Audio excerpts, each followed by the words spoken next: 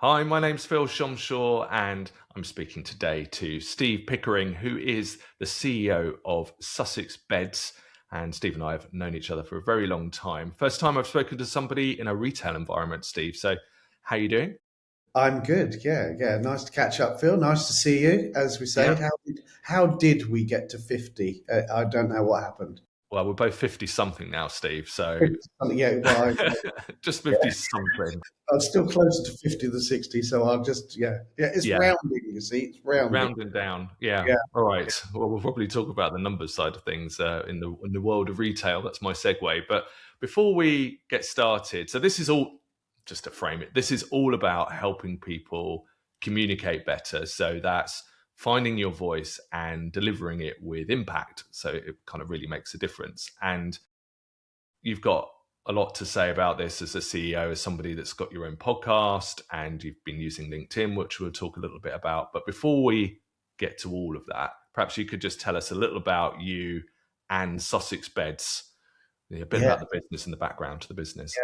yeah. So Sussex Beds, for those that don't know, is based in Sussex, although we do have stores now in Kent and Surrey. So we have 13 physical stores. We're a family business, very much deeply family, and we might touch on that a little bit further. So myself, I work with my brother, my sister, and my cousin, and but also in my leadership team, I've got my wife and my sons. Very much a deeply family business, founded by my father, going back to 1981. A little bed shop down in Hastings, Queen's Road opened, and it took off immediately, and it sort of progressed from there. Myself, so I worked with my father all the way through, and took over, or I suppose took the reins as CEO in 2014. And then it worked with my brother and cousin and leadership team since then. So yeah, we've had uh, downs, as every business, and we've had some really good ups. But I suppose the reason I've been more prolific on LinkedIn is really sharing those stories, because for me, the struggles always seem inward, and you look at other businesses with envy and you think, oh my goodness, they must be doing so well, what they're doing. Actually, the truth is, every business goes through this roller coaster, as I call it, of emotions. You know, one minute you're flying, next minute you're down, and things are extremely challenging. So yeah, I think we're touching more on that as well. I'm sort of racing ahead, aren't I? But Yeah, the first question is about LinkedIn, because yes, that's what we do for a business. And I saw yeah. that you were starting to post on LinkedIn. How long ago did you start, Steve? So I started writing on LinkedIn weekly about 2 years. Oh no, it was probably 2.5 years ago. Yeah, it was a while ago. And the first thing, sorry to cut Go across you, on. but the first thing I thought was, well, this is a retail business, Yep. and would expect you to be active on Facebook and Instagram and all of those kind of places. But Yes. here's someone as a CEO of a retail business expressing themselves, talking about the ups and downs as you described them at the beginning there of, Yeah. of, of running a retail business. Why are you doing it? And it's a really good read. But I thought, what's the benefit to you of doing it? So perhaps you could just start that and just talk about Yeah. what you've got out of using LinkedIn so far. So it all come about. It was more of a challenge. So I've worked with coaches and mentors for since taking over as CEO, and my mentor at the time challenged me to start pushing our story out to others. And he said, just write a post. And I committed to writing one a week. And then once you get into that, but it was really to share those experiences. And yes, no, I suppose you could say, as you rightly say there, see, our consumers are more on Facebook or Instagram, you know. So why do LinkedIn? And I suppose really it was to share with other business people of people that are starting up and going through the process of running their own business, and really to give support, because I think that's something we've never had before all of this. And you just feel so alone at times. And actually, and I started writing, and the response was just huge. People going, "Oh my goodness, I'm going through that different subjects, and that really hit me." And I thought, actually, so it's more as a giving. But what's happened since is it's opened doors that I didn't really expect to open. So within our industry, much higher profile within the trade, which opens doors, and people want to work with us, want to supply us. So, and I guess really that's been the result of doing so, but it was never really the intention. The intention was more really to offload, Yeah. and to get feedback and ideas for some of the things that we were doing. See if, I suppose we are fairly innovative as a business, and spreading some of the things we're doing, and getting sort of feedback and thoughts from others as well. So that's been a huge benefit too. So that's where it sort of come from, and then really from there, the next challenge I got challenged to do was to do a podcast, and Okay. it sort of then shifted from LinkedIn naturally onto a podcast. And again, we do this a very similar format there, where it's just talking about our experiences, our ups and downs, and sharing those with people out there. So yeah, that's really where it come from. And what's been your biggest surprise in terms of the content that you put out? Is there a post that you've done that caught fire, or you got a reaction that you didn't expect that you found quite rewarding? That's a really interesting thing, because sometimes I was writing posts and I was thinking, "Oh, this is gold dust. This is." I've been there before. Yeah, and you think, "My goodness, this one's really going to run," and then it does nothing. And you're like, "What? This is fantastic. This has changed our business. This has made us this many leads or whatever." And it gets very little traction. Then a random thing that you think, well, I'll put it out, and that just flies. But I suppose some of the peak ones have been more personal. Reflecting back, I remember one of the first posts I did was, I suppose, really the actual launch of the unorthodox CEO thing, was saying that I'm not really your normal CEO. I don't suit and boot, and I am myself. And I put this out, and that absolutely flew. So that was really one of the big first ones. I remember also speaking about my daughter, who had an accident and how that affected her, Yeah. and again that flew too. So yeah, but actually knowing which ones will have traction, it is a bit of a dark art. But yeah.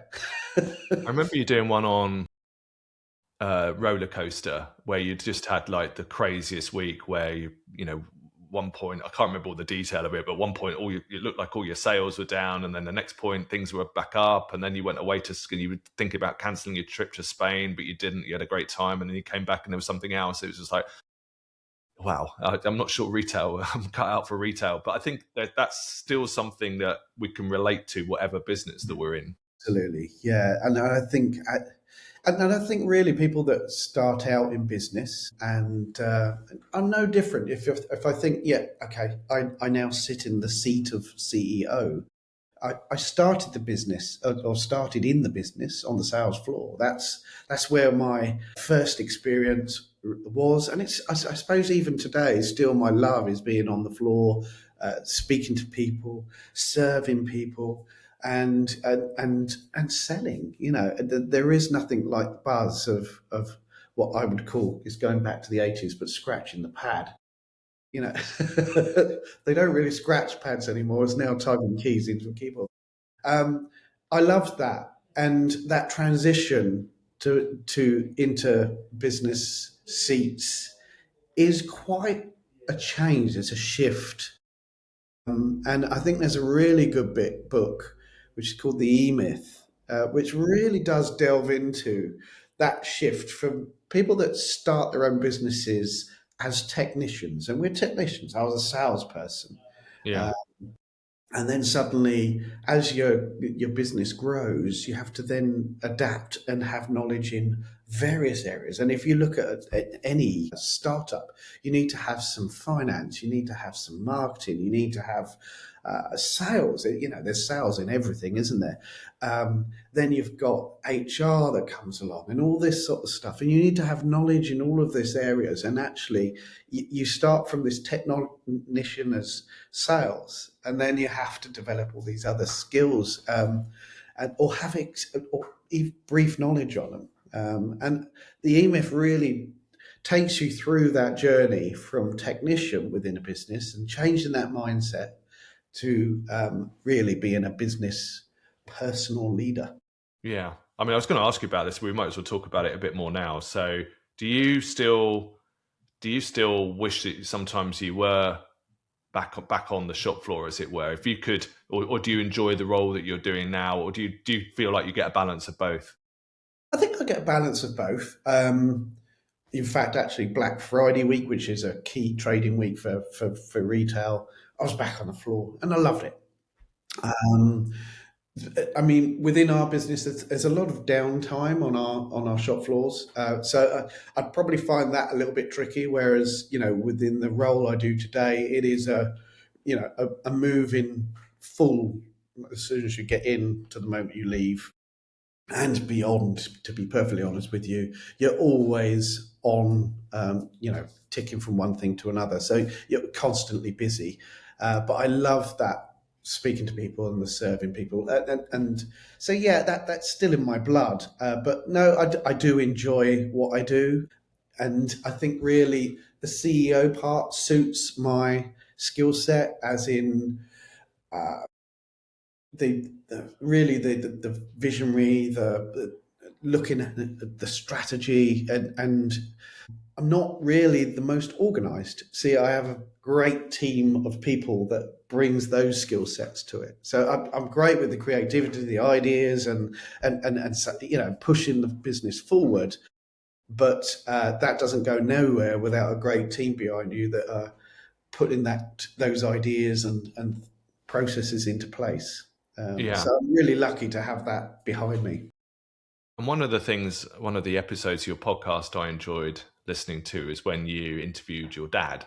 Yeah. And it was, because, well, I know John anyways from when we were kids, so I know him a bit from before, so it was nice to hear him. But also, like, hearing the differences between how things were when he was running the business in the 80s and early 90s, when I knew it was the few chains, the few stores that you Yes. had, Yeah. to how it is today, and contrasting to the customer service role a little bit to what it is now to what it was then. How do Yeah. you think that compares? Because you've obviously been in the business a long time. What's changed, and have you changed your communication style in line with that? I think we've had to change communication style. The size of the business has grown, which dictates that you have to change how you communicate. I think the values of the business from when Dad set it up in 1981 are still really at the heart of the business, which is really caring and people focused.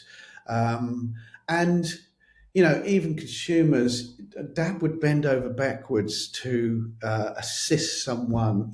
Profit really weren't part of it. It was actually about looking after people and making sure. Now, that's not saying that he didn't fall out with people, because I don't think he had quite the patience and the but his heart was always to help people, and that's really still at the heart of the business today.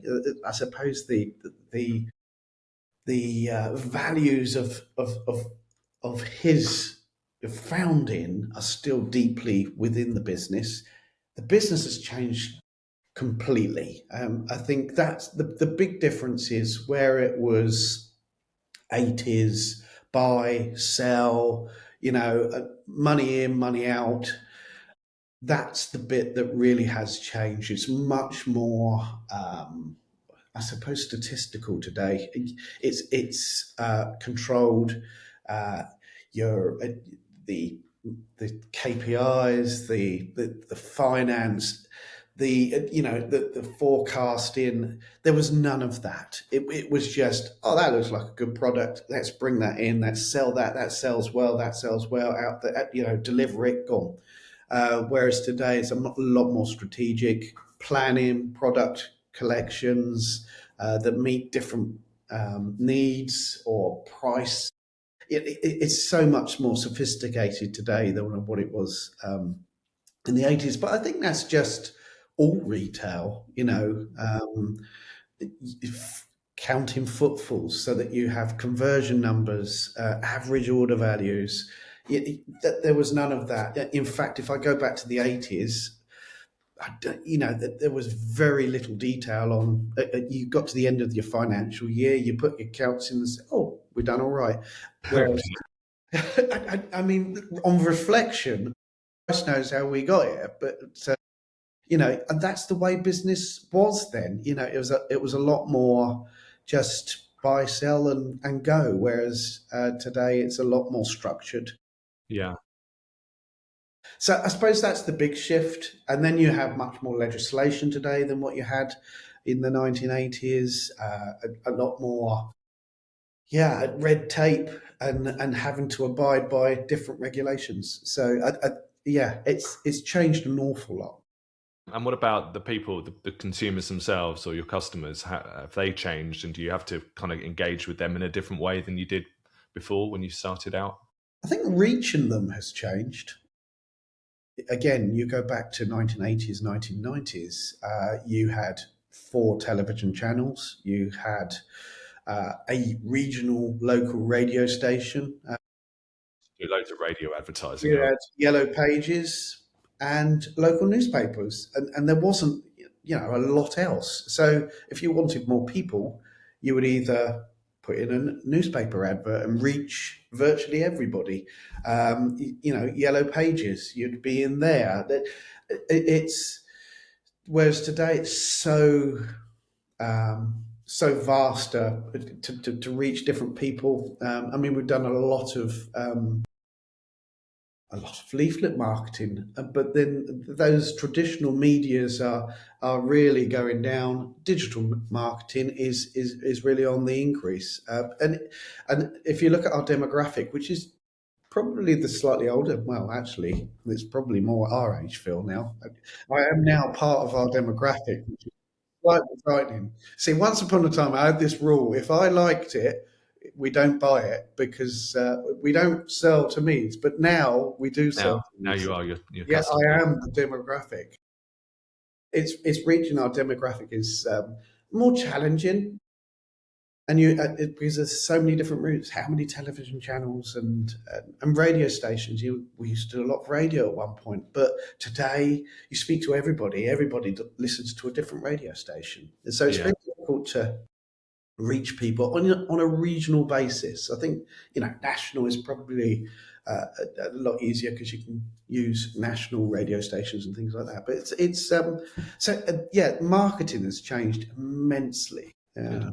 Well, I wanted to talk to you also about meetings, and most people, I'm going to say the word meetings, most people are going to either fast forward at this point or just stop watching or listening. But in my world, we do a lot of video meetings, and they're usually pretty badly run on the whole in our sector. Most people don't want to attend them; they don't particularly enjoy them. And I know it's something that you've done a lot of work on to make them a much more valuable and fruitful and enjoyable experience. So, can you talk to us a bit about what you do and how you manage to get your ideas across in that kind of environment? Yeah, I think to continue and move forward with any business, you need to have goals and aspirations of what you want to achieve or reach, a 10-year goal, this big, hairy, audacious goal. And then you work backwards. Well, if we want to get to there, how are we going to get there? And so you need to bring that down to a 3-year, a 1-year goal. So I suppose that's where it all starts from. Now, I read a book in 2019, and this is what really changed my view on meetings and moving forward. And it's called Traction. And within that, there's a section on this meeting pulse. So it starts with those big goals, but then it comes back down to a quarterly planning meeting, which we have within our leadership team, but also I have it within our middle management departments. So we do a quarterly meeting where it's looking at the 1-year goal and saying, right, okay, what do we need to do in what different things would get us to that goal the best ways, and you whittle down to, and then you bring them out as quarterly rocks or projects for that quarter. To make sure that they are staying on track, you then do a weekly level 10 meeting, which is 90 minutes long. And the first half an hour of that meeting is going through prompts that are feeding out the big issues of the day. And then from that, you then spend an hour discussing those big issues of the day that will keep you on track for those monthly, quarterly rocks. And you solve the problems, come out with the actions to solve those issues so that you stay on track.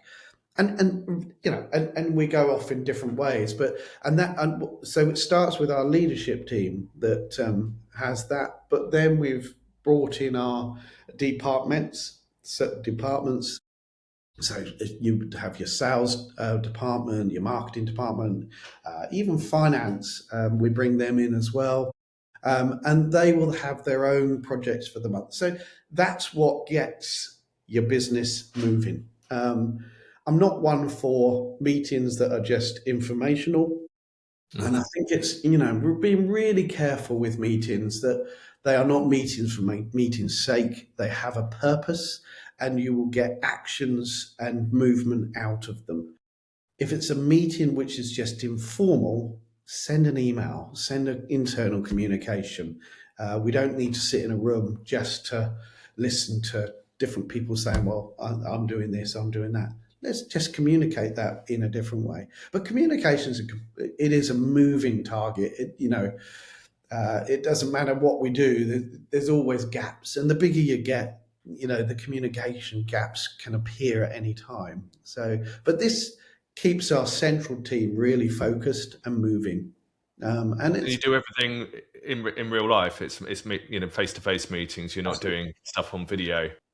Don't do a lot on video. I mean, the only time we do, because of course our stores are quite spread. Occasionally we would, if we want to speak to the whole team, we could do a video for that, or anything new coming through. But it's more informational. I do find the digital forms of communication are great if you want to inform. So you want to just say, right, this is happening, that's fine. And it can be recorded and you watch it in your own time. But for real creative meetings, I don't think you can beat face-to-face, if I'm really honest. Where you can go off on a tangent, where it's very difficult on Zooms and all those type of things, where it's cutting in, cutting out to get proper discussions.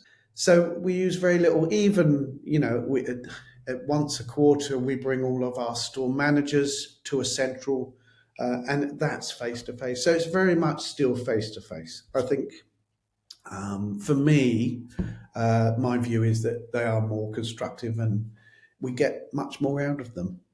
Yeah. But there's what's coming across there, Steve, is the structure aspect, which you've got from the Traction book, which I'll put in the notes at the bottom. Yeah. But also, it sounds to me like there's a high level of participation. Like you're bringing people in from lots of different spaces and making people feel included, and they've got a say, and they're involved in conversations that aren't necessarily in their domain. So if you're in finance, you can still access or have some input on what's happening in marketing. Absolutely, and in fact, that's really I spoke to Lisa, who's our finance manager, and she was in. It was only last week we had our last quarterly, and she came out and she said, "I didn't really get many projects." I said, "Lisa, I don't expect you to get many projects, but what I really value is that finance voice within that meeting structure. You know, because it's all very well us creatives go, well, we could do this, we could do that, Mm. but actually, we also need that finance voice saying, you know, how are we going to pay for that? What's going to be the return on that? And just so all of the different areas have a very valued voice within that room. HR in that room again, and I need to know the voice of HR. How's that going to affect people? So it's so valuable to have all of those voices in that environment. Good. Well, we covered a lot of ground there. So we've talked about your journey in LinkedIn. We've talked about the meeting structure piece and being on the shop floor and still doing the work. I mean, I always call it on the tools. On tools, yes, Yeah. yes, I mean, yeah. for me personally, actually, I Good. prefer doing the doing, which is why we set up. Really, one of the reasons why we set up the business the way we have, so that I don't have to do the stuff that you do. That that's not what I'm built for. I don't think so. I actually prefer doing the work. So Yeah. if this all goes belly up, then I'll be knocking on your door trying to get a job to sell beds. But You'd be most welcome. but we're going to move on to our quickfire round now, Steve. You don't have to answer any quiz questions, but I've got a few questions about you that relate to this general theme. So the first one is fairly straightforward. What's the best piece of advice you've ever received in business? I suppose I'm going to twist this slightly. I think one of the most important things that happened to us was when I took over in 2014, we started working with a business coach. And this goes back to being a technician in the business. We were salespeople. I could play with a little bit of marketing, so we were not bad at marketing. Didn't have a clue really on finance or business structure. I think in 2014, we had no KPIs. We had really no control on what was going on within the whole organization. And we started working with a business coach, and this lady took us through the basics of what we need to run a business and turned us from technicians into business people. It sounds a bit corny, but that for me was instrumental in why we are still here and trading and successful today. Yeah, that's a good answer. I think a lot of people can learn from that. Okay, so assuming some of our audience aren't in the southeast of England, Yes. And can therefore visit one of your great stores, Mhm. so that's your plug. Yes. But what advice would you give to somebody buying a bed? Right. Okay. I think the most important thing, is to go and try before you buy. And now I don't say it's perfect. There isn't a perfect, there's still risk, but you will minimize the risk of getting it wrong. Every bed and every person has personal preferences to what they like, to what they need. And the best way of selecting that is to go into a store, ask for advice, and try different products. Now, what you will do, you will go, I like that one better than that one, and I like that one better than that one. And in the end, you will narrow it down and say, actually, this is the one that I prefer the most. That is, for me, is probably the first thing. The other thing is, don't get too het up on specification, spring counts and this and that. Lay on them and find a bed that is comfortable. And I suppose the key here, and if we have more issue than ever, it's where people select something which is too hard rather than too soft. So medium feeling mattresses, you want comfort, you want support. but go and try them is probably my biggest tip. Because you make all of your own beds, don't you? You're not buying them in from Silent Night or any other. We don't have any, none of those national brands. We will go out, select. We have suppliers that will build it to our specifications, but they're all Sussex Beds or products of our. They're all our own products as such. Yes, but that's probably my advice. So this is going out at the beginning of 2026. Yes. What would be your word of the year, or how would you feel about 2026 coming up? The year ahead, optimistic. Yeah, that would be. I mean, I'm looking forward to the next 12 months. We've had the last 18 months for us have probably been some of the most challenging months I've had in business. Some of it our own doing, but just we've gone through, and I think in business you go through the ups and downs, but a huge long learning 18 months. And we're just coming out of that learning much wiser, stronger.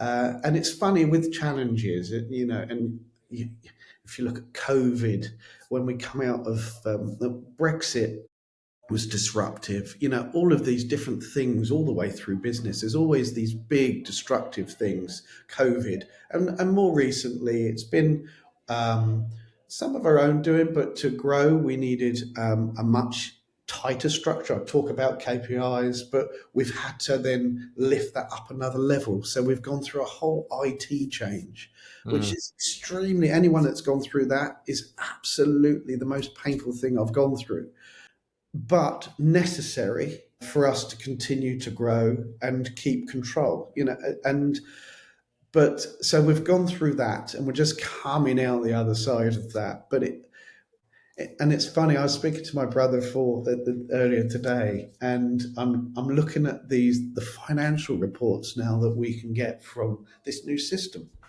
And I'm like, oh my goodness, this is absolutely incredible. We will look back in 5 years ago and go, how on earth did we manage with the systems we had?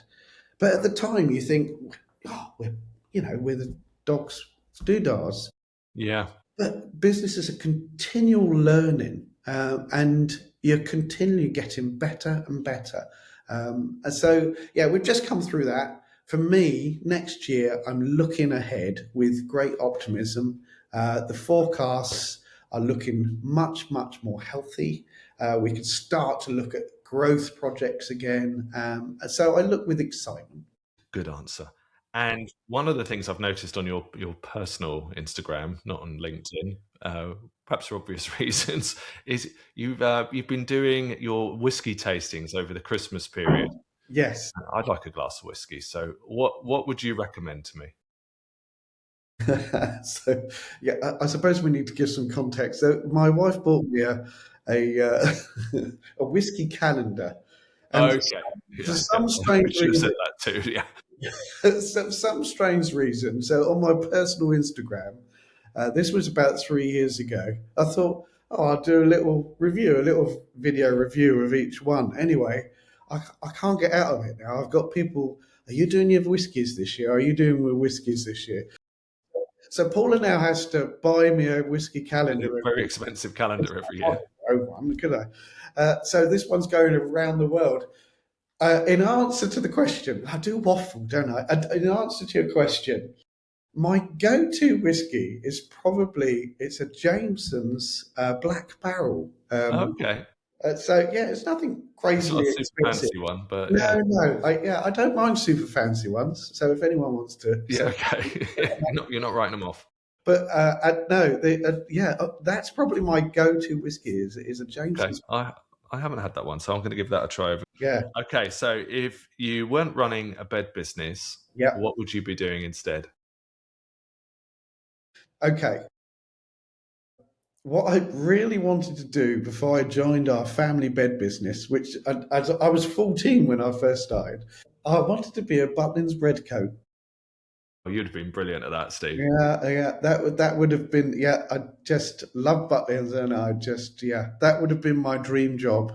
Yeah, Yeah, I can see you doing that because you don't see many 50-year-olds doing that now, but it might feel a bit weird. Although, like now you'd be in the Ted Bovis Heidi High category. yeah, this is You true. remember, you remember the Heidi High show from the 80s? Yeah, yeah, Good. Well, with that thought in our mind of Heidi High and being a red coat, I'll just wrap up. I've got one more question to ask you in a second, go Steve. on. Yeah, But thank you for coming on and telling that's us a been bit fun. about growing a bed retailer and all the highs and lows that you've been through there, and a little bit about your journey on LinkedIn too. So thank you for coming on. That's But good. my last question to you is, what's your motto in life? Um, be kind and have fun. Actually, have fun is probably my motto. Yeah, yeah. I just with everything we do, just see the fun side. I think Yeah. there's so much seriousness, isn't there? But actually, just to laugh. There's nothing like having a good laugh. Yeah. Well, we've had a bit of a laugh today, so thank you. Yeah, Thank you, Steve. no Always worries. appreciate speaking to you. So we'll catch up Yes, again soon. we'll catch up soon. Yeah, thanks, Phil. Have a good Christmas. Oh no, this is going out after Christmas, isn't it? There we go.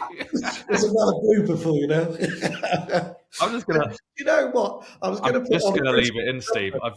I've decided. Well, we started with a blooper in the last one with Joe, and I just left it in. So there we Yes, go. left it in. Yeah, If anybody's got this you far, didn't put a Christmas jumper on it. Paul said, "You're going to wear a Christmas jumper today." I said, "No, because I'm doing this video with Phil, and it's going out after Christmas, which would look strange." And there I go. I go, "Merry Christmas." Well, yeah. All right.